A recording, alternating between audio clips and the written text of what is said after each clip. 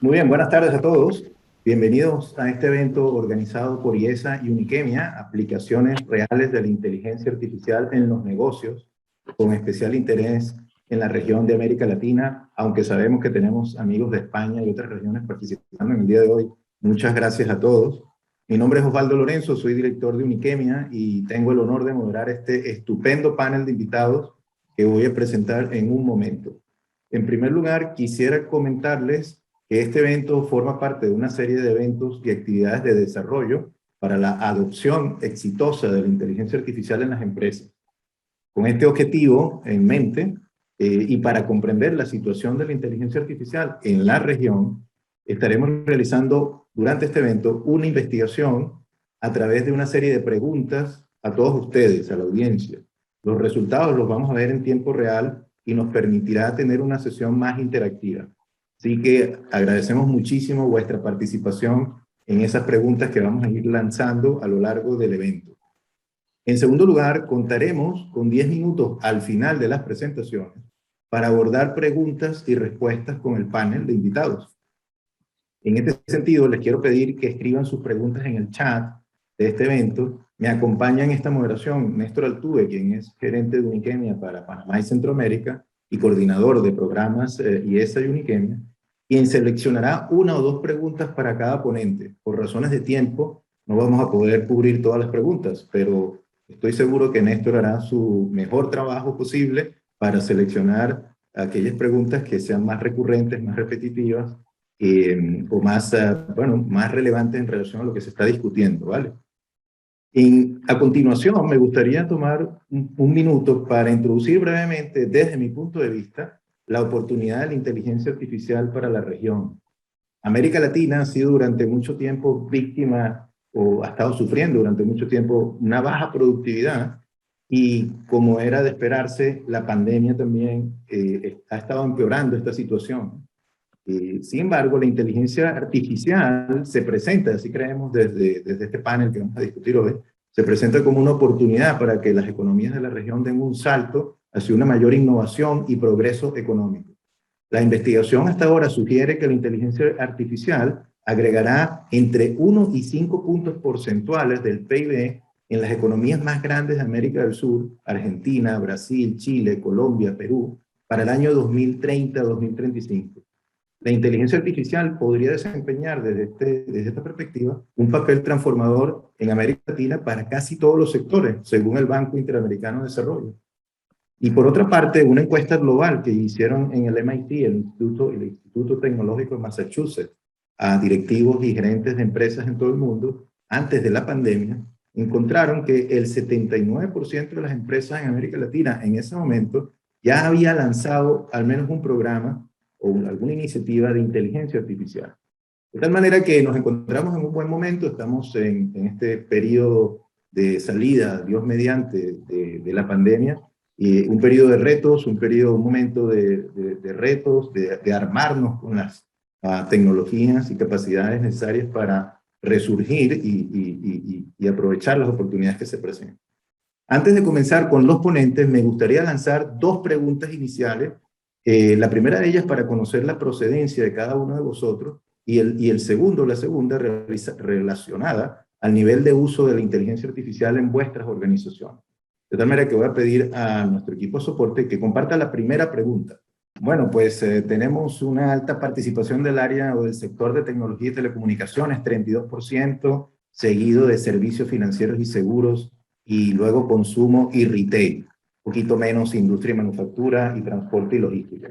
Bueno, pues entre tecnología, telecomunicaciones y servicios financieros y seguros representan el 50% de la audiencia. Muchísimas gracias a todos. Vamos con la segunda pregunta antes de comenzar con el primer ponente. Muy bien, les agradezco a todos, por favor, en la medida de vuestras posibilidades, compartir su experiencia. ¿En qué medida se ha incorporado el uso de la inteligencia artificial en su negocio? Tenemos allí 5 opciones. Muy bien, bueno, pues un 44% se encuentra en un nivel funcional, uso de la inteligencia artificial en una o pocas funciones o áreas, 28% en un nivel de aprendizaje, uso de inteligencia artificial en proyectos muy específicos, 20% uso de la inteligencia artificial en múltiples proyectos a través de la organización y un 8% están entre el nivel 4 y nivel 5 de transformación y disrupción. Bueno, pues unos datos muy interesantes. Agradecemos muchísimo vuestra participación en esta encuesta, que es muy relevante para nosotros y conocer la situación actual en la región desde el punto de vista de proyectos en inteligencia artificial. Bueno, sin más preámbulos, me gustaría comenzar con la presentación, la introducción de nuestro primer ponente. Es Paco Brí. Paco es profesor, investigador, artista, profesional en el ámbito de la creatividad y la innovación en España y a nivel global, y su presentación abordará elementos fundamentales de la inteligencia artificial y su hoja de ruta. Paco, bienvenido, muchísimas gracias.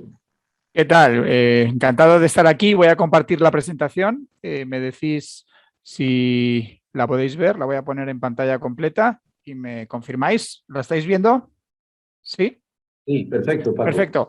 Bueno, una breve introducción de quién soy yo muy rápida porque tengo 10 minutos. He trabajado en empresas tecnológicas toda mi vida. Quizá las más resaltables fueron Siemens Nixdorf. Nixdorf era una empresa muy conocida en Alemania de ordenadores Nixdorf Computer, y ahí estuve trabajando en estrategia, marketing y ventas de todo tipo de tecnologías de autoservicio tecnológico. Y eso incluye cualquier tecnología que hayáis visto en un banco, en un retailer, en un aeropuerto. Y esas tecnologías de autoservicio tecnológico, esta automatización ha acabado siendo una de las áreas interesantes de la inteligencia artificial. Entonces, esa etapa fue importante porque ahí entendí aspectos muy importantes de por qué es importante automatizar ciertas actividades y procesos. Y sobre todo, yo diría que hay dos vertientes. Una es que reduce costes, y otra es que con el aumento de la inteligencia artificial también está empezando a incrementar ventas, que es una novedad. En el año 2010, 11, 12 estuve trabajando también como director de estrategia y de marketing en una empresa que se llama Sherpa Artificial Intelligence, Sherpa AI, y ha sido catalogada como una top 10 del mundo en inteligencia artificial, y ahí me metí mucho en el mundo de los asistentes virtuales, el procesamiento del lenguaje natural, los chatbots y una serie de elementos adicionales, ¿no? Es un poco para poner contexto. También soy escritor y bueno, hace un par de años escribí un libro sobre tecnologías exponenciales y ahí me di cuenta del impacto que va a tener la inteligencia artificial, y desde entonces no he parado de profundizar en entender mucho mejor el área del conocimiento, ¿no? Y si queremos una descripción muy sencilla, que hay muchas, pero una descripción muy sencilla, podemos decir que es la ciencia o ingeniería que posibilita desarrollar máquinas y programas informáticos capaces de resolver problemas que normalmente requieren la inteligencia humana, ¿no? Y distintos estudios desde hace 5 años, 3 años, están cuantificando el impacto que va a tener la inteligencia artificial, y es formidable, ¿no? Entonces, una cosa que tenemos que entender todos los directivos es que no podemos dejar de entender cuál es el impacto de la inteligencia artificial en las empresas y en los negocios, ¿no? Independientemente de que luego queramos profundizar más y llegar, por ejemplo, a la programación. Entonces, me apalanco mucho para la hoja de ruta que he realizado. Hice un programa en el MIT de inteligencia artificial de 2 meses, y en ese programa me pedían que hiciese una hoja de ruta real de aplicación de la inteligencia artificial, ¿no? Y me sorprendió gratamente que utilizan algunos de los elementos que enseñamos en las escuelas de negocio, ¿no? Principalmente dos. Uno es la hoja de ruta tecnológica, que es una invención de Motorola de los años 80, que básicamente sigue esta lógica. Tenemos que entender dónde estamos ahora desde el punto de vista de las tecnologías, dónde queremos llegar, en este caso con la inteligencia artificial, qué es lo que queremos conseguir y cómo llegamos hasta ahí, cómo hacemos esa migración, ¿no? Y es más complicado de lo que parece, por eso es tan importante tener una hoja de ruta que nos guíe en el camino. Sobre todo porque la inteligencia artificial tiene muchas áreas. Aquí he puesto a la izquierda las áreas que se estudiaban en este programa que hice en el MIT. Podéis ver que hay aprendizaje automático para los negocios, procesamiento del lenguaje natural, robótica en los negocios, también temas que tienen que ver con la sociedad y con la ética, ¿no? Y cuál es el futuro de la inteligencia artificial. Y bueno, yo personalmente no he estudiado ni ingeniería ni informática, soy una persona de business, y de todas estas áreas puedo decir que entiendo con profundidad 2 o 3, pero no todas. Por eso me tengo que también complementar con otros expertos que me ayuden a tener una visión holística de la jugada. Entonces, en mi proyecto real de aplicación de la inteligencia artificial, pues escogí 3 áreas en una organización concreta, que es el mundo educativo, en este caso una universidad, o sea que fijaros que podemos implementar la inteligencia artificial en todo tipo de empresas, ¿no? Y en mi caso es educación, y este sería el viaje básicamente, ¿no? Y podéis ver que tiene 4 bloques principales. Tenemos que tener un buen resumen ejecutivo sistémico, holístico, que explique muy bien qué es lo que queremos conseguir, ¿no? En ese resumen de lo que yo intenté hacer, pues hay una visión del proyecto, hay que tener una información muy profunda de la empresa, incluyendo productos y servicios, en este caso la universidad, un plan completo para la implementación, porque va a haber muchas barreras, y sobre todo entender los beneficios que se pueden obtener. Y una cosa que recomiendan los expertos, en este caso del MIT, es utilizar una herramienta clásica, que son las 3 estrategias genéricas de Michael Porter, que es una herramienta que viene de los años 80, que al final lo que plantea es que las empresas pueden escoger 3 vías. Una es ser el líder en costes, la segunda es diferenciación y la tercera es foco, ¿no? Y lo que te plantean es que a medida que consideres implementar inteligencia artificial, que pienses muy bien hacia dónde vas a dirigir esa implementación, ¿no? Luego veremos 3 ejemplos muy rápidos. Osvaldo, si ves que me voy de tiempo, me avisas, ¿eh? En el siguiente estadio nos vamos al estado actual, y eso, para ello necesitamos hacer un buen análisis externo o interno, ¿no?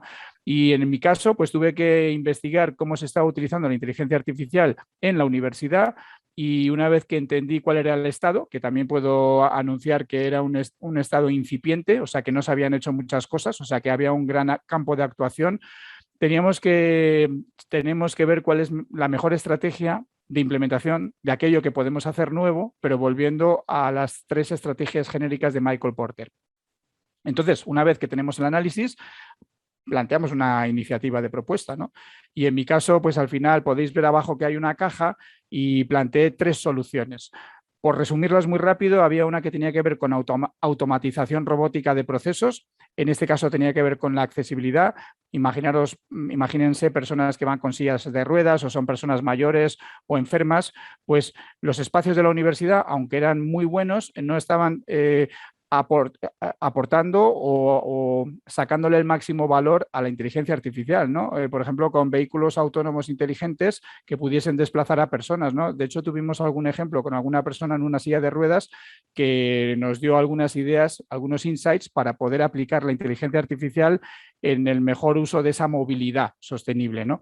La segunda solución que planteé tiene que ver mucho con que, por lo menos en las universidades que he conocido, lo que intentamos es conseguir leads de los cuales vamos a alcanzar futuros estudiantes, y en muchas ocasiones no se utiliza la inteligencia artificial y sin embargo se tiene una información muy rica e interesante. En mi caso era información de más de 10 años de la tipología general de los potenciales candidatos, pero nunca habíamos hecho un análisis profundo. Entonces ahí podríamos aplicar el aprendizaje automático, ¿no? El machine learning.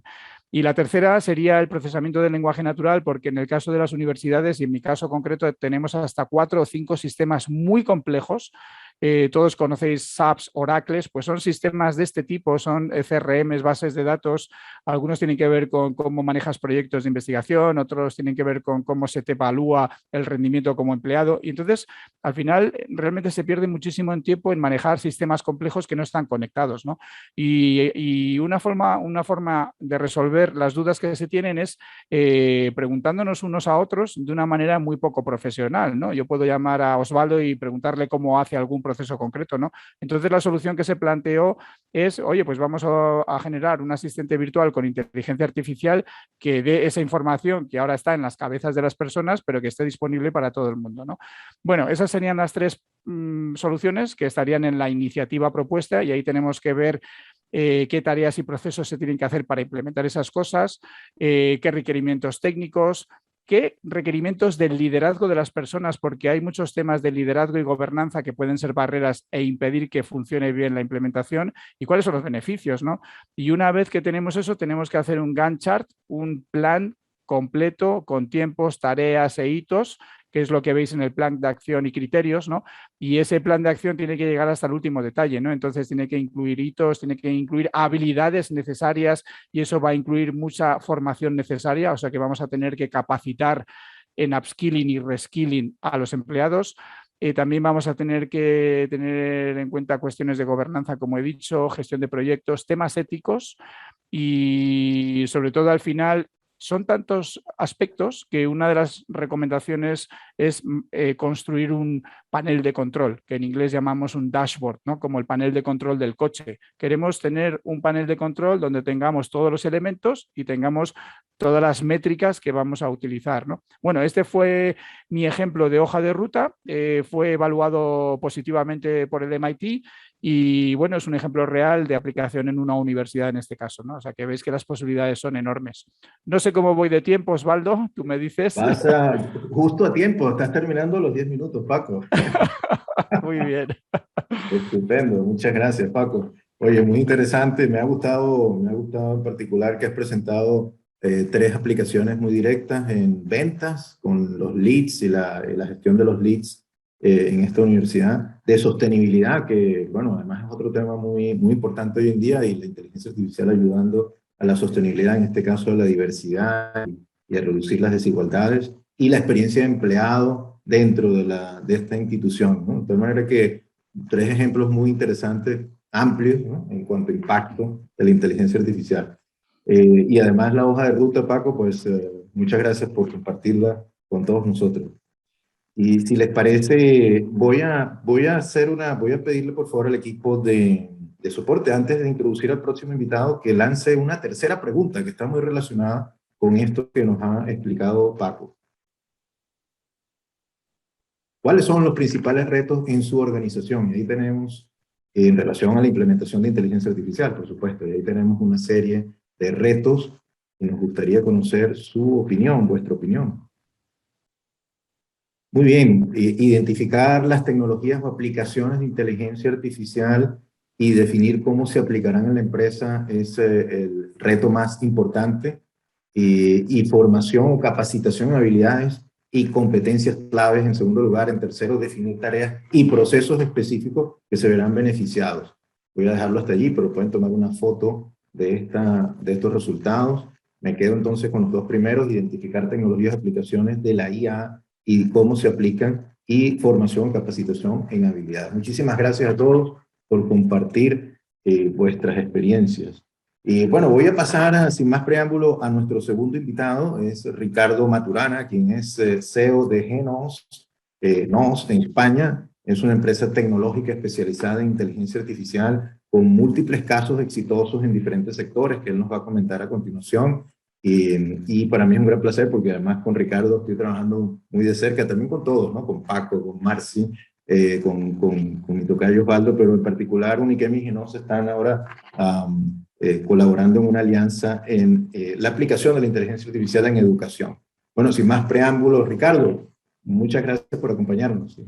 Pues te decía que muchas gracias, Osvaldo, por tu amabilisima presentación y por permitirme estar aquí con vosotros. Voy a intentar parecer un locutor de fútbol durante los próximos 10 minutos, igual que Paco. No creo que llegue a este nivel de excelencia, entonces seguramente me voy a retrasar, pero me tenéis que disculpar. Voy a intentar, en primer lugar, compartir la pantalla con vosotros.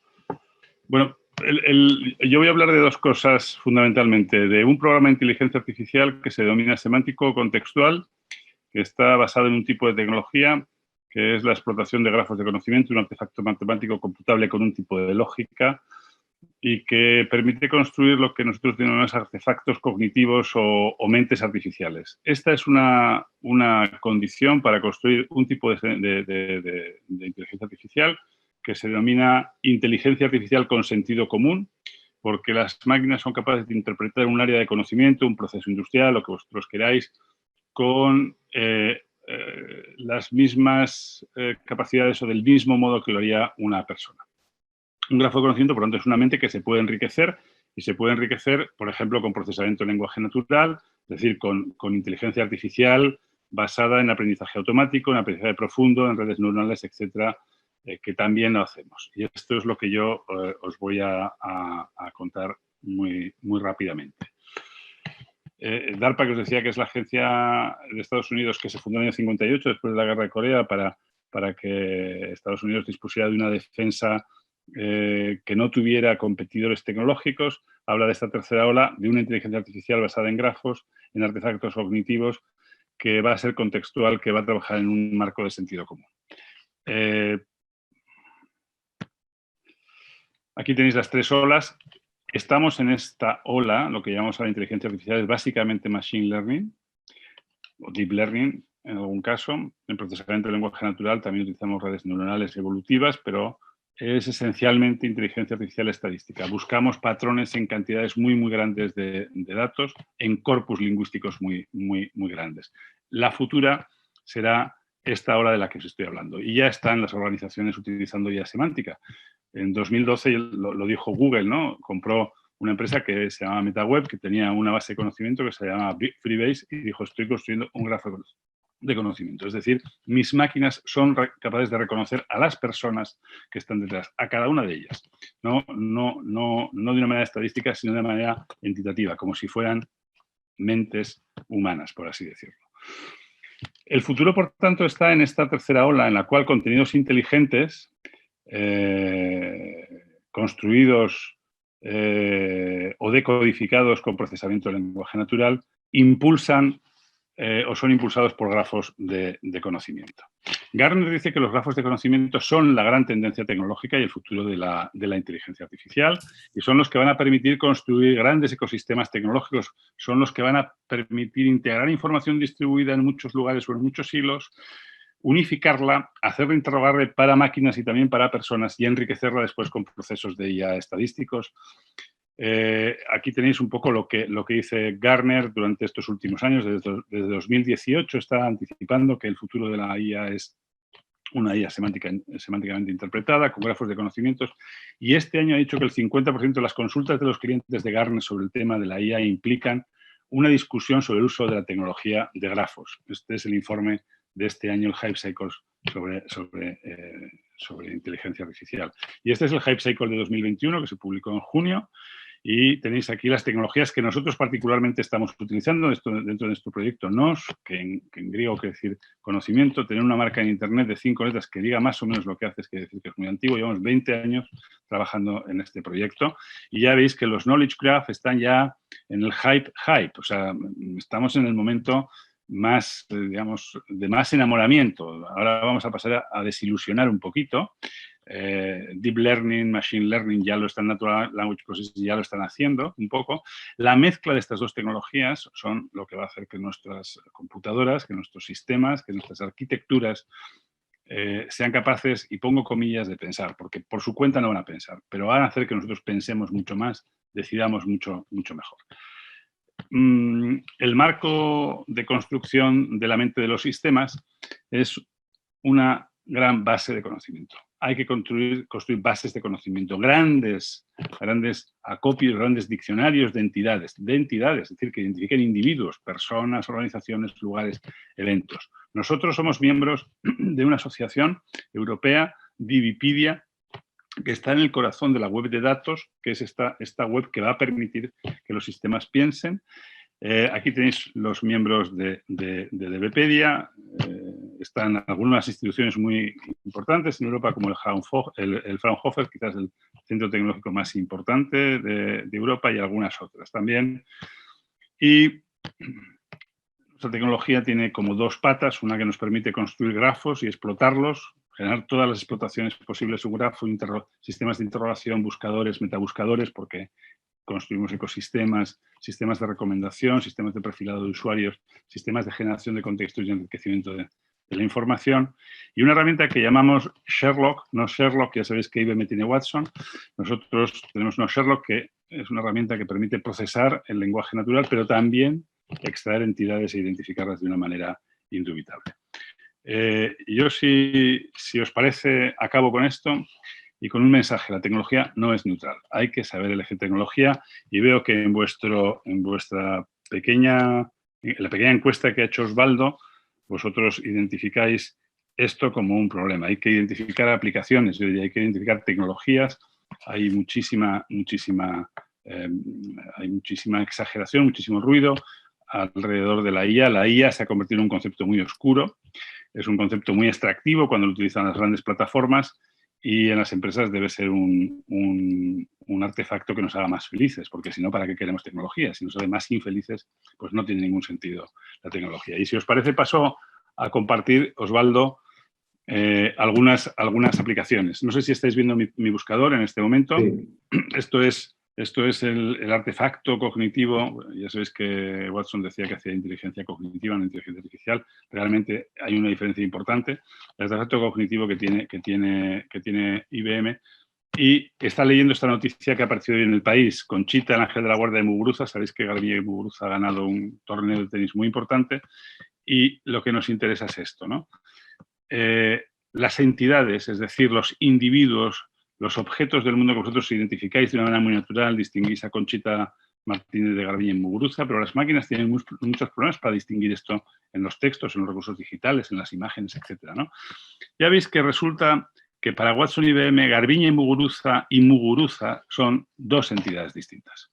Es como si vosotros tuvierais un perfil que no fuera el frontal, que fuerais dos personas según os vea alguien, ¿no? Esto es un problema. Esto no es inteligencia artificial, ¿no? Nosotros tenemos esto donde, para empezar, identificamos la entidad. Te decimos que Garbiñe, esto lo habéis visto en Google, ¿no? El Infojobs, el infobox de Google, ¿no? Donde os da la información. Y tenemos aquí a Garbiñe Muguruza, que es la principal entidad. Y aquí tenemos a Garbiñe Muguruza, y efectivamente, a ver si consigo que se vea, porque debería verse aquí, y en algún sitio aparecerá solo Muguruza, vamos a ver dónde la vemos, aquí tenemos a Muguruza, y a ver, caramba, es la misma Garbiñe Muguruza. Esto es muy importante, y no es obvio. No es obvio que una máquina distinga entidades y no secuencias de caracteres que estadísticamente conjeture que son o que se corresponden con una entidad que es persona. Esto es muy diferente. Voy a haceros una aplicación muy rápida de esto en un proyecto educativo que es nuestro. No sé si lo estáis viendo. Sí. Vale. Voy a hacer una búsqueda y hago un viaje en 2 minutos. Estoy buscando Descartes. Voy a esperar un segundo. Tenemos 100.000 recursos. Me dice que hay unos cuantos de Descartes. Podría seguir refinando. Disculpadme, no refino. Me voy aquí directamente a uno de Descartes. Ha identificado, disculpadme porque creo que hay alguna interacción rara entre esto y el Zoom. Ha identificado a Descartes, me propone algunos recursos que son contextuales. Si te interesa Descartes, quizá te interesa este recurso o este otro. Y propone, porque ha reconocido la entidad, y esto es muy importante, propone un relato sobre Descartes. La máquina automáticamente dice, bueno, tú estás hablando de este Descartes, ¿no? Vale, perfecto. Bueno, pues quizás te interese saber que tiene una relación con Schopenhauer, ¿no? Le influyó, o con Arquímedes. ¿Quién es este Arquímedes, no? Este Arquímedes, ahora aparecerá, espero, es este.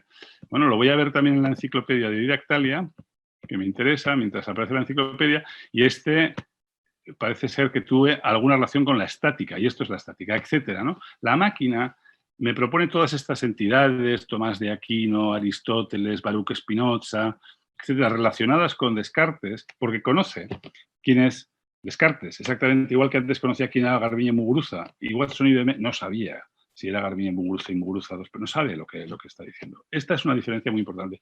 Y esto permite enlazar información con información que está distribuida por ahí, ¿no?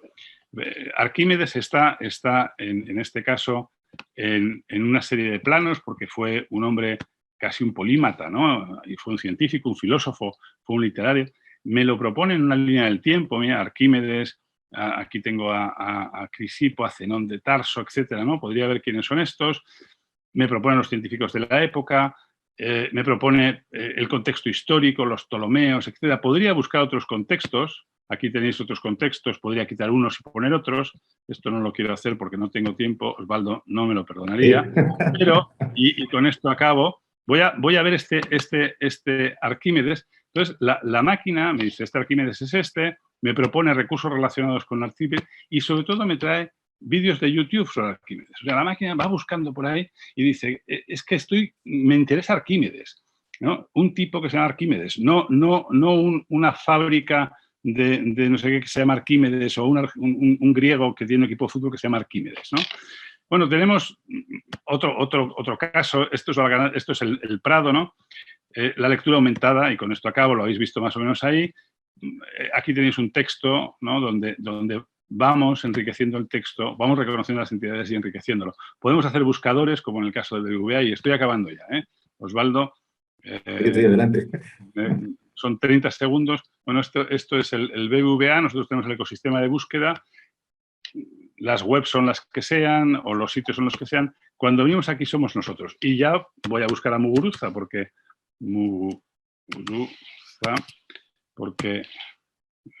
Garbiñe Muguruza fue sponsorizada. Entonces aquí tenéis, me va un poco lento porque creo que está muy sobrecargado mi ordenador, estoy en vivo, voy a tratar de cargar otra vez.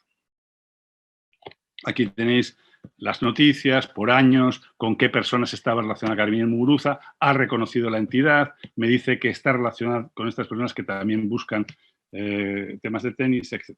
Bueno, yo, Osvaldo, doy por terminada mi alocución. Espero que haya sido de interés. Un saludo a todo el mundo. Muchísimas gracias, Ricardo. Seguramente habrá muchos comentarios y preguntas. Me permite pues comentar dos cosas brevemente. Una muy interesante, muy profunda, el valor de la herramienta de Genos en cuanto a la inteligencia artificial contextual. Me ha llamado mucho la atención lo que has hablado de construir bases de conocimiento. Esto lo hemos conversado tú y yo muchas veces, ¿no? La necesidad de construir estos ecosistemas de conocimiento. Y simplemente un dato anecdótico que seguramente lo sabes, pero creo que hay mucha gente de Caracas en esta videoconferencia, de tal manera que creo que estarán contentos de que hayas mencionado a Garbiñe Muguruza. Así que muchísimas gracias, Ricardo.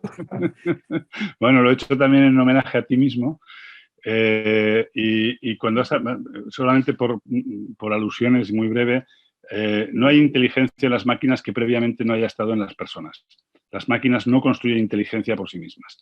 Por tanto, hay que construir bases de conocimiento. Son proyectos de décadas, no son proyectos de minutos, no hay magia. Es verdad que nuestra computación nos permite disponer de herramientas que nos ayudan a acelerar esto, pero al final construir una base de conocimiento como DBpedia o como la que compró Google, Freebase, es un proyecto que incluye mucha curación humana. Una vez que la máquina dispone de esto, puede hacer muchas cosas, como habéis visto, pero esta es una condición para disponer de inteligencia artificial, de lo que se llama ahora True Artificial Intelligence. Muy bien, muchísimas gracias, Ricardo, nuevamente. Bueno, por razones de tiempo voy a ir rápidamente a nuestro próximo ponente, quien es Marci Acosta. Marci es manager en Cambia, en Perú, consultora especializada en inteligencia artificial y transformación digital, y estará hablándonos de qué hay más allá del chatbot en retail. Muy bien, muchísimas gracias, Marci. Gracias por la invitación, Osvaldo. Realmente, bueno, Paco y Ricardo, les agradezco porque están dejándome la cancha lista para entrar en un tema un poco de aplicación directa, ¿no? Yo soy la gerente de los centros de excelencia de Cambia, que se especializan justamente en temas de inteligencia artificial, data y analytics, automatización y particularmente el framework de agilidad para la implementación de estos proyectos, ¿no? Cambia es una empresa que tiene más de 35 años de experiencia desarrollando soluciones de tecnología y ahora, desde hace unos 4 o 5 años, ha tomado este camino para incorporar estas tecnologías a las soluciones que brinda su portafolio, ¿no? Antes de eso, bueno, trabajé por muchos años en Venezuela, más de 20 años en el área de telecom, paseando por muchas experiencias que realmente me prepararon para esta nueva forma de trabajar donde la innovación es lo que te debe guiar, ¿no? Quisiera un poco, o sea, como bien dijeron las dos personas anteriores, estamos continuamente bombardeados de información sobre la inteligencia artificial, ¿no? El mercado de los chatbots está valorado desde el año 2020 en más de 3.2 billones de dólares y se espera que alcance 14,9. Y además se espera que los mismos chatbots faciliten las estrategias omnicanal por más de 142.000 millones de dólares. Eso hace que toda la gente que está trabajando ahorita con clientes finales y especialmente después de la pandemia esté pensando cómo hago. ¿Qué quiero? ¿Cómo le saco provecho? Y de repente leemos toda esa teoría de grafos que está por detrás y decimos, no, eso no se puede hacer. Yo ni siquiera sé si eso me resuelve el problema, ¿no? La lista de deseos de toda la gente de retail es que quieren reforzar la marca, tener mayor retorno de inversión e incrementar la satisfacción del cliente, ¿verdad? Que la experiencia sea personalizada, porque es lo que además supuestamente vemos que ocurre en todas las cosas que vemos desde TikTok, Instagram, Facebook, en todas partes dicen que es personalizado. Y por último, que sea rápido, fácil de implementar, que aprenda solo, como bien indicó Ricardo, es una expectativa de la gente que implementa o que te viene a pedir este tipo de proyectos, y que entienda todo. Y para eso se requiere todo el trabajo preliminar que bien explicó Ricardo. Tiene que haber bases de datos que hagan ese trabajo. El caso es que detrás de lo que supuestamente son los chatbots, que es el procesamiento del lenguaje natural, que efectivamente se apoya en todo lo que explicaron anteriormente, hay un roadmap que es un poco más complicado que eso. Los datos tienen que estar disponibles, las integraciones tienen que estar disponibles. No es solamente ese front que vemos cuando entramos a una página web y nos aparece un pequeño circulito a la derecha para que le des clic, y la expectativa del cliente es que tú le hables, te entienda o le escribas. También ahora hay lo que conocemos como callbots, que apoyados en la misma tecnología puedes generar una conversación con un robot. Y la realidad es que antes de eso hay un porcentaje muy grande de cosas por hacer que tienen que ver con la automatización. Tener disponible todos esos datos y procesos para que el chatbot, que es la interfase, realmente sea exitoso, ¿no? Y por último, el retail está aquí. Todos los procesos de retail son de interacción humana, porque queremos vender al final al cliente que es B2C, aunque hay mucho espacio también en el mercado B2B, pero hay un trecho aquí que en esta lámina de Pricewaterhouse yo siempre la uso desde el 2019, si no me equivoco, 2018, y sigue siendo vigente, porque este problema lo enfrentan todas las empresas de retail que están dedicadas a incorporar las tecnologías de inteligencia artificial y de data en cada uno de sus procesos. Si no hay una estrategia que sea integral y que entienda realmente el propósito, muchas iniciativas son fallidas. Entonces, cuando hablamos de los chatbots, realmente hay que determinar cuál es el nivel de esos chatbots. Pueden ser cosas de muy bajo nivel, que prácticamente es trasladar lo que antes conocíamos como el call center, ¿verdad?, a esta nueva plataforma. Podría parecer que es poco ambicioso, pero en muchos casos es más que suficiente. E igualmente requiere mucho trabajo. Y en la medida que se va haciendo más complejo el diálogo, que es el entendimiento de ese lenguaje, efectivamente, que tenga toda la disponibilidad de muchas formas de preguntar lo mismo y que entienda y dé la respuesta correcta, cuando llegas a tener conversaciones muy complicadas, entras en temas de arquitecturas que requieren un tipo de infraestructura de soporte que es distinta. Hay montones de sitios que te dicen ahora, haz tu chatbot solo, entra clic, haz clic. Y sí, es técnicamente posible, pero la expectativa de esos sitios realmente está por este lado. O sea, se requiere cierto diseño, ¿no? Y mi objetivo hoy era un poco compartir la experiencia que nosotros hemos tenido con clientes de cómo entrar atender ese problema. Y me gustó mucho la fase que explicaba Paco, porque coinciden con lo que yo les traigo aquí, ¿no? ¿Cuál es el problema que quieres resolver con el chatbot? Realmente, ¿qué objetivo de negocio resuelve? ¿Tienes indicadores actuales que quieres mejorar y que le vas a poder hacer un seguimiento? Eso es muy importante. La parte de la personalidad es interesante, tiene que estar alineada con la marca. La mayoría de los chatbots están humanizados, aunque aparezca un robot, se comportan como si fuera un humano. Y por último, identificar cuáles son esos sitios claves de donde vas a necesitar información, porque ahí va a ver que vas a tener integración, ¿no? Y eso va a determinar el tamaño y el alcance del proyecto. ¿Quién forma parte de tu equipo? Siempre hay una parte técnica. Casi todos los clientes vienen y te dicen, oye, yo quiero un data scientist, quiero un developer, quiero un arquitecto, pero la realidad es que si en el equipo no incorporas al usuario funcional, es decir, esa persona que realmente sabe lo que pasa con el cliente, los chatbots no tienen mucho éxito. es importante si vas a poner un chatbot, por ejemplo, de seguimiento de dónde están los pedidos, tengas a alguien de logística que te diga de verdad lo que sucede y qué tanta automatización hay detrás de eso, porque si no, terminas automatizando la interacción, pero siempre vuelves a una actividad manual que entonces puede hacer que haya frustración en el cliente final. Con esto, entonces ahí la gente empieza a diseñar. Y una de las cosas importantes es determinar cuál es la estrategia, o sea, qué nivel de disrupción quieres. Hay chatbots muy exitosos que responden 3 preguntas. O hay chatbots muy sofisticados que pueden hacerte una asesoría de imagen, tomándote una foto y haciendo un montón de cosas adicionales. Entonces, realmente, ¿qué es lo que quiere? Resolver un problema frecuente, como pueden ser los reclamos o las preguntas frecuentes de consultas que regularmente están perdidas en una esquina de la página web y es lo primero que la gente empieza a utilizar ahí, porque los chatbots, uno de los problemas que resuelven es las páginas web mal diseñadas. O sea, realmente las páginas que tienen muchos problemas para ubicar la información, mi recomendación no es que rediseñen, sino que vuelquen la mayoría de la información en el chatbot de manera tal que descarguen ese montón de dudas en un sitio que sea mucho más amigable. Y por último, la implementación. Efectivamente, en la implementación se tienen que apoyar en APIs, que son la forma rápida y expedita de conectarse con los otros ecosistemas, ¿no?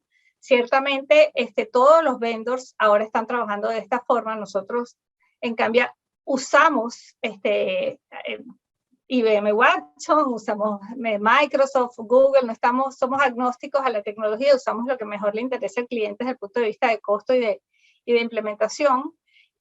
Y definitivamente también lo que mencionaba Paco, si no tienes analítica, dashboard que te digan lo que está sucediendo con el chatbot, si es exitoso, si responde, cuántas veces se equivoca, qué sucede cuando no entiende, porque realmente los chatbots, a pesar de que son binarios, como podríamos entender los ingenieros, trabajan con un nivel de incertidumbre que, dependiendo de lo que está detrás en esos grafos que bien explicaba Ricardo, toma una decisión y te manda una respuesta, ¿no? Y por último, hacer un diseño iterativo, no pretender hacer todo el diseño e implementar, sino hacer pruebas con ese equipo de usuario funcional, con los técnicos, hacer pruebas con los clientes finales y tener feedback rápido que les permita ajustar realmente si están logrando el objetivo que querían. Lo voy a dejar hasta ahí. Aquí les dejo un ejemplo yo sé que estamos contra el tiempo, hay un chatbot que yo le hago seguimiento siempre, que es 1-800-Flowers, tiene mucho tiempo antes de la pandemia,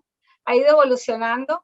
Antes me mostraba aquí, cuando querías mandar un regalo, me mostraba las fotos de las flores, ahora está mucho más minimalista, pero fíjense, realmente resuelve el problema y no es muy sofisticado, es prácticamente como que si llamaras y marque 1 para enviar un regalo, marque 2 para traquear su orden, pero la gente ahora lo usa muchísimo porque realmente lo tiene al alcance de la mano en el Messenger de su Facebook. Eso era lo que quería compartir con ustedes hoy, si hay alguna pregunta, y así colaboramos con el tiempo. Muy bien, muchísimas gracias, Marci. Muy interesante también. Me gustaría resaltar la parte humanista que has hablado de los chatbots, ¿no? Por un lado su personalidad, pero por otro lado la necesidad de que estén los usuarios finales participando en el proceso, ¿no? Me parece que eso es bien relevante cuando hablamos de implementación de este tipo de tecnología, y también agradecerte por el proceso, la explicación del proceso de implementación, que como bien dices, viene a complementar lo presentado por Paco muy bien, y además todo el tema del lenguaje natural y asistentes virtuales que se complementa muy bien también con los grafos presentados por Ricardo. Muchísimas gracias, Marci. Esperamos las preguntas para el final de la sesión. Bueno, vamos a pasar ahora a el siguiente ponente, que es Osvaldo Felizola. Osvaldo es profesor de IESA. Recuerden que este evento ha sido organizado por IESA y Uniquemia. Y además Osvaldo es director general de OFT IPI. Osvaldo va a abordar el tema inteligencia artificial en el sector energía. Muchísimas gracias, Osvaldo. Bienvenido. Gracias, Osvaldo. Un placer a todos. Bueno, en mi caso tengo que aprovechar, ya que utilizando el léxico de inteligencia artificial, tengo que hacer una modificación y actualización gracias a que por la primera encuesta el sector de energía es como el más, por decir que no tiene una buena representación el día de hoy. Pero vamos a entonces adaptarlo un poco a los aprendizajes que el sector eléctrico perfectamente, el sector energético perfectamente puede comunicarle a los demás sectores. Y comienzo con una cosa muy sencilla. La industria petrolera en general, digamos, la energía, el epítome de la energía en el siglo XX, necesitaba específicamente un área de negocios que era vital para su negocio. Acuérdense, petróleo, todos sus derivados son commodities.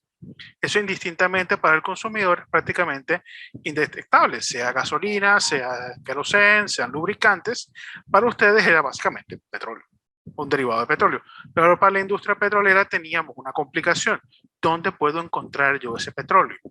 Por eso es que en la cadena de valor de la industria petrolera la parte más importante siempre ha sido la parte de exploración.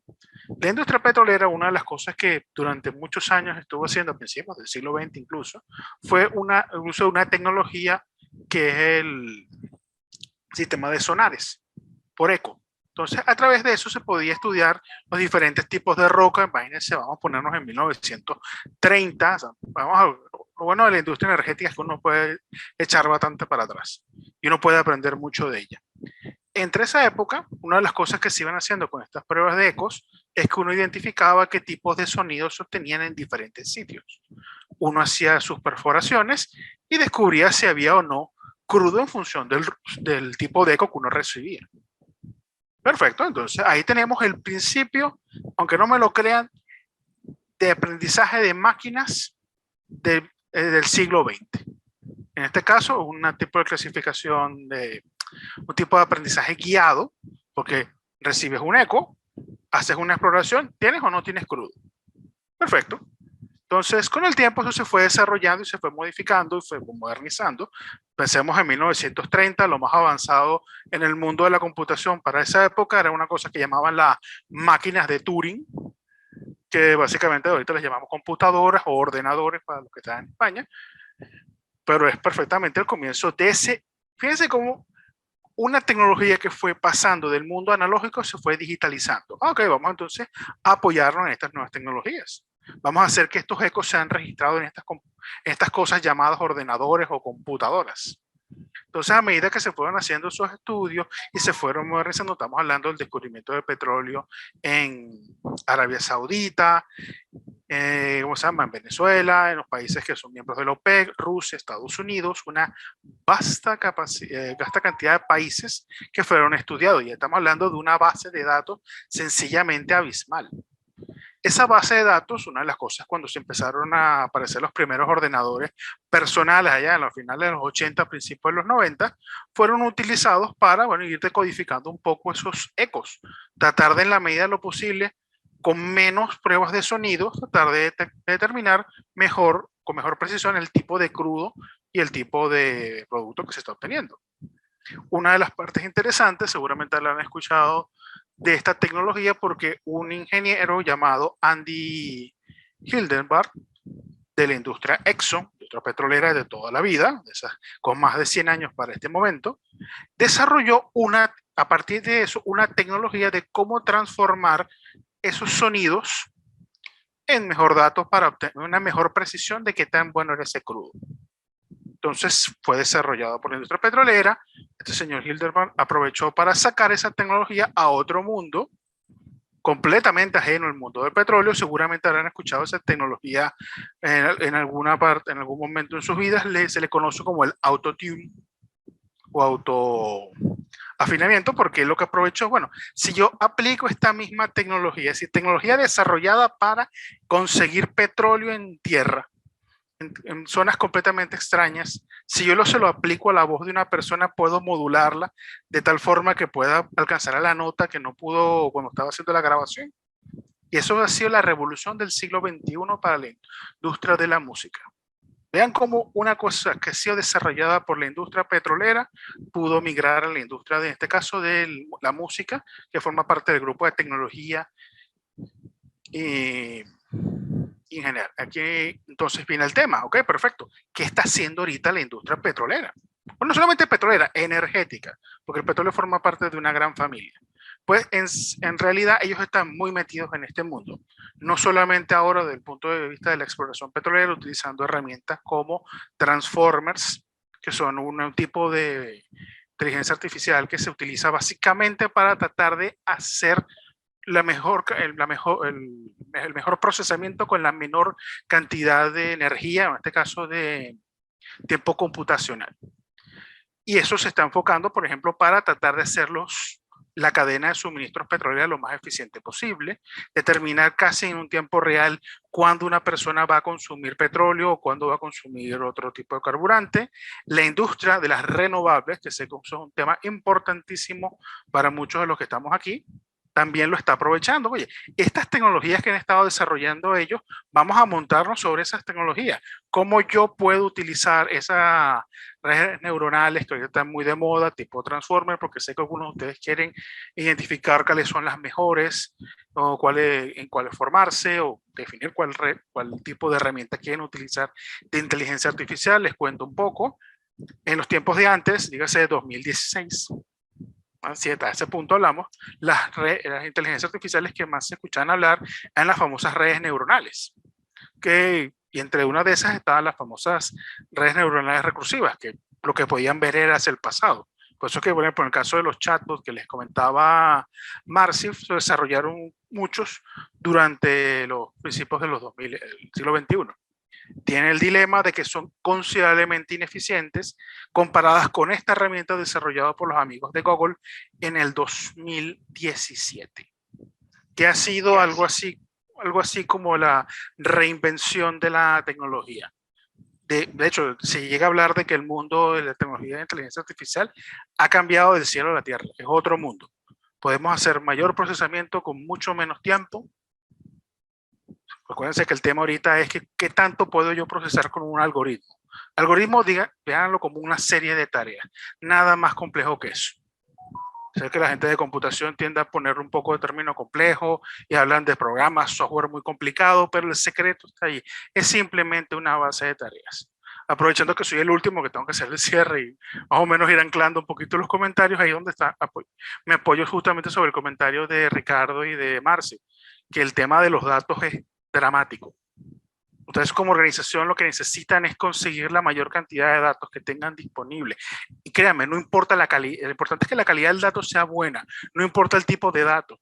Algo tan sencillo como, no, sí, que la persona hace compras a las 2 de la tarde, que puede ser no muy importante para una máquina, para un algoritmo de inteligencia artificial, puede ser la diferencia del cielo y la tierra.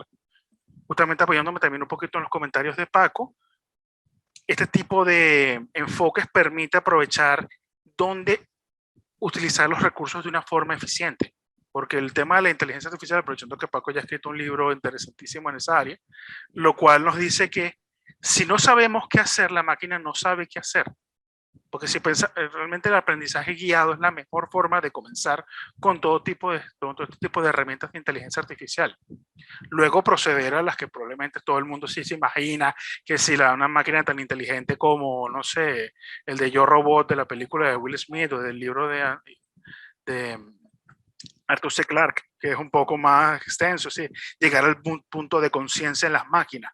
Pero al nivel que tenemos por lo menos ahorita a principios del siglo XXI, me atrevo a decir que estamos todavía al comienzo de la parte de formación de información, es decir, cómo podemos procesar esa catarata de información que estamos desarrollando ahorita.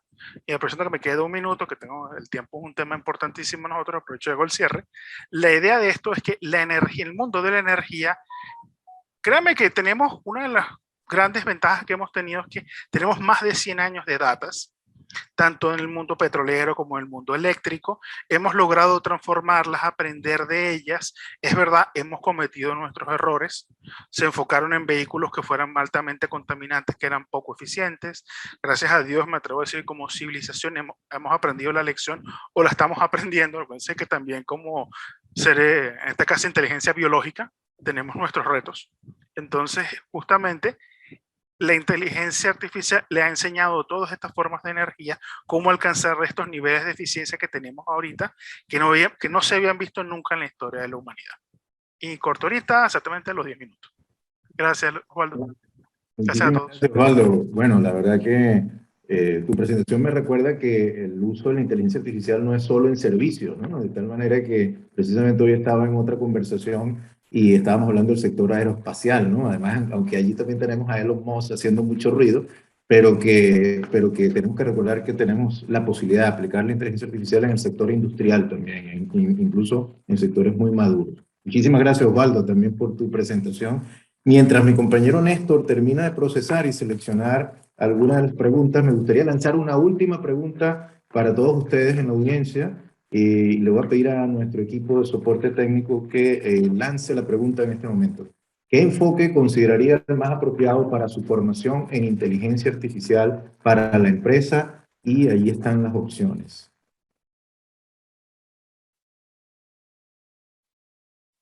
Muy bien, muchísimas gracias. Bueno, ha ganado 50-50, ¿no? Sí, mayoritariamente, 50% de la formación basada en tecnología, ciencias. Ahí nos referíamos, obviamente, a todo lo relacionado a matemáticas y los elementos computacionales, y 50% basado en aplicaciones. Muchas gracias a todos por vuestra participación. Voy a pasar la palabra ahora a mi colega, a mi compañero Néstor, quien tiene o ha preparado algunas preguntas para el panel. Adelante, Néstor. Hola, ¿me escuchan? Sí. Bueno, buenas tardes. Sí, ahí vamos a tratar de, para no abusar del tiempo, de unir varias preguntas. Hay una que era un poco profunda, pero la voy a unir con otra. Dice que si una persona con el uso de inteligencia artificial puede clonar la esencia de una persona o una computadora, es decir, podía plasmar mis estrategias y planteamientos cerebrales en un PC. Eso lo uno también con toda la discusión que hay alrededor de la destrucción del empleo por parte de la inteligencia artificial, ¿no? Si yo puedo plasmarla en una PC, realmente pues la gente va a tener empleo. No sé si Ricardo nos puede apoyar allí o Paco, un poco qué comentan al respecto. Gracias. Empiezo por la segunda, que es otra historia, ¿no? En ningún momento la humanidad puede trabajar menos cuando construye tecnología. Cada salto tecnológico implica más trabajo humano. Eso ocurre desde el magdaleniense. Éramos muy felices en aquella época cuando había cierta abundancia y se podían coger los frutos, ¿no? Esto en el Génesis aparece como el paraíso. Desde entonces hemos tenido que trabajar y fabricar tecnología. Es verdad que multiplica nuestras facultades, pero es un trabajo muy intensivo en conocimiento y en esfuerzo humano de cualquier tipo. De tal manera que cada salto tecnológico implica más trabajo agregado del conjunto de la humanidad. Mantener el nivel tecnológico nos cuesta mucho en este momento y nos va a costar muchísimo más. No hay ningún riesgo de que haya menos empleo, pero sí de que haya más paro, que es distinto. Y esto está ocurriendo, ¿eh? No va a haber menos trabajo, va a haber mucho más trabajo. El problema es que también puede haber mucho más paro porque el cambio es tan acelerado que desplaza los empleos tan rápido que la mayor parte de las personas no pueden seguir el paso, no pueden adquirir las competencias que hace falta para este nuevo estadio. Por tanto, el riesgo es efectivamente perder el empleo, o sea, perder el trabajo, entrar en el paro, pero no porque no haya muchísimo trabajo en el siguiente escalón, que lo hay. De hecho, todos los países desarrollados tienen déficit importantísimos de perfiles en tecnología. Necesitamos más gente para mantener el tono de la tecnología y para progresar.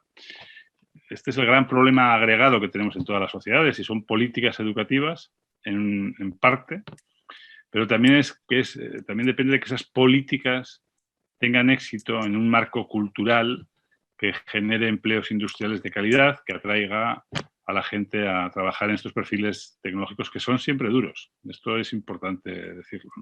No son trabajos sencillos ni psicológicamente poco exigentes. Gracias, Ricardo. La primera pregunta. La primera. La primera pregunta. Particularmente no veo ningún riesgo de que esto ocurra. No estamos en el nivel de construir máquinas intencionales. La intención de cualquier tecnología la ponemos nosotros. Carecen de voluntad, no se van a mover autónomamente, no van a hacer nada. Por tanto, son ampliaciones exactamente igual que el martillo multiplica la capacidad para golpear con fuerza o la palanca para desplazar un objeto. No son nada distintas.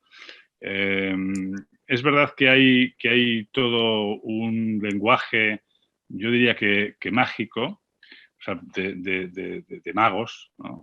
Siempre lo he sabido, que oculta la realidad muy normal, digamos, de inteligencia artificial. Y quizás esto viene por esta idea de la singularidad, ¿no? Que la ha desarrollado, ahora no me acuerdo cómo se llama este... Ray Kurzweil. Ray Kurzweil. Kurzweil, eso es. Que este trabaja en Google, etcétera, y que dice que estamos muy próximos a que nuestra tecnología de silicio, además, ¿no? sea mucho más capaz que nuestra biología de carbono. Eso creo que es parte del pensamiento mágico contemporáneo. No estamos cerca de esto. La ciencia ficción pues, ha construido algunas cosas que desde el punto de vista filosófico son muy interesantes y como reflexión sobre la condición humana también, pero desde el punto de vista tecnológico creo que estamos muy lejos. Perfecto, gracias Ricardo. Yo creo que por temas de tiempo vamos a hacer una que creo que la pueden contestar varios porque yo creo que es importante y tú de alguna manera lo tocaste, ¿no? El tema de qué habilidades son claves para el tema de la inteligencia artificial en las empresas. Igual todas las demás preguntas pues trataremos también de responderlas después, se las pasaremos a los ponentes, pero esta es bien importante para cada uno desde su visión, pues el análisis, Paco, de las habilidades necesarias. ¿Cuáles habilidades son claves para el tema de la inteligencia artificial? Yo llevo siguiendo desde hace 2 o 3 años con mucha intensidad el tema de las habilidades. El mejor sitio para seguir este asunto es el Foro Económico Mundial y algunas consultoras, sobre todo estratégicas, y se divide mucho entre habilidades blandas y duras. Dentro de las blandas, claramente las que destacan son cosas como la creatividad, resolución de problemas complejos, pensamiento crítico y un largo etcétera, ¿no? Luego podemos meter cosas como liderazgo y cosas así, pero estas 3 primeras que he dicho son fundamentales y son difíciles de automatizar realmente, ¿no? Luego tenemos las duras y, por ejemplo, el año pasado en los puestos ofrecidos en LinkedIn de forma general, el número 1 era blockchain. Curiosamente, ¿no? Y el número 3 era inteligencia artificial. Pero si miramos al 2022 y algunos informes del Foro Económico Mundial, lo que apuntan, año 2022 y año 2025, lo que apuntan claramente es una cosa muy concreta, que es una mezcla de capacidad analítica con innovación. Y la innovación es un área también muy interesante porque lo que intenta la innovación es llevar una idea desde la incepción al impacto, eso es como lo explicaría el MIT, o convertir algo novedoso en valioso.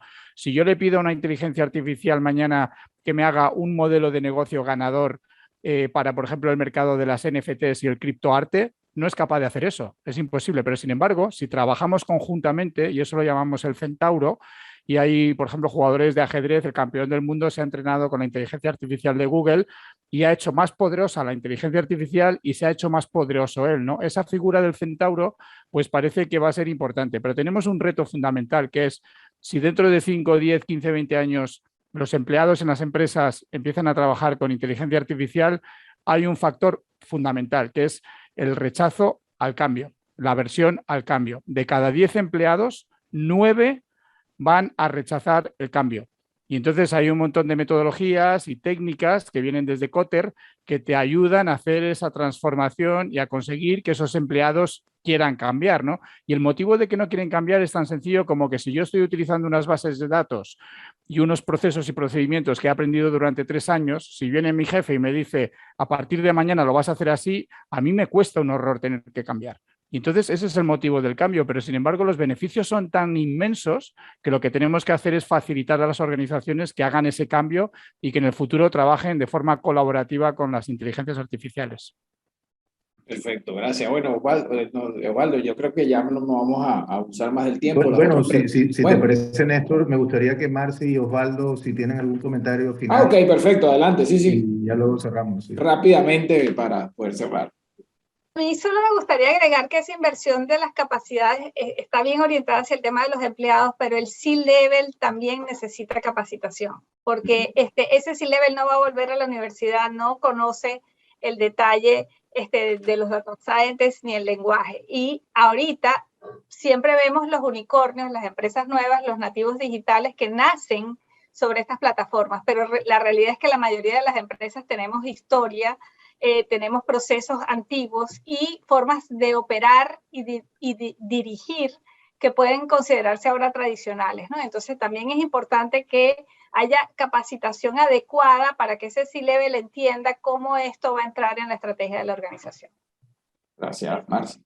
Quería decir. Excelente. No sé si quisiera complementar algo y culminamos. Sí, mi comentario es bastante rápido. Yo me pondría en la posición de la máquina. Veamos qué está haciendo la inteligencia artificial, qué ha cambiado ella en los últimos 10, 15 años. Y les digo, apoyándome en el comentario de Paco, aquí la clave es el concepto de gestión del cambio. Porque estamos hablando de... Créanme que cuando les digo que con la llegada de estos transformers, lo pongo aquí en la mesa, porque ha sido algo así como descubrir, no sé, el papel, la imprenta, literalmente hasta ese mundo retumbó todo. Ha causado un impacto porque sencillamente una cosita sencilla que hacen esas cosas. Se enfocan en qué a dedicarle la atención. Entonces, me atrevo a utilizar a Transformer como una palanca justamente en eso. Vamos a buscar en esa gestión del cambio dónde hay que afincar la atención, qué herramientas están quedando fuera de, vamos a decir obsoletas, pero se están quedando como de rezagadas, qué nuevo hay que desarrollar. Estamos, créanme que algo sin precedentes en la historia de la humanidad, ni la llegada de la computadora, del ordenador, ni la llegada de la internet, ni la llegada de la electricidad. Estamos hablando de un mundo totalmente sin límites. Límites somos nosotros. Bien. Gracias. Muchas gracias, Osvaldo. Bueno, Gracias. hemos llegado al final de esta sesión. Quiero agradecer nuevamente a los 4 ponentes, a Marci, a Osvaldo, a Paco, a Ricardo, por vuestras excelentes presentaciones, por vuestro tiempo de haber compartido con nosotros sus experiencias, y a toda la audiencia por haber participado y también habernos dejado vuestras respuestas en las diferentes preguntas que hemos realizado. Muchísimas gracias y nos vemos en una próxima ocasión. Que tengan buena tarde. Buenas tardes a todos. Un saludo. Buenas tardes, gracias. Buenas tardes, hasta luego a todos.